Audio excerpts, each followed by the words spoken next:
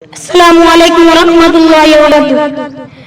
প্রিয় নবী মায়া নবী রহমতে আলম, তোমার জন্য কাঁদে আমার পাগল পারা মন। প্রিয় নবী মায়ার নবী রহমতে আলম, তোমার জন্য কাঁদে আমার পাগল পারা মন।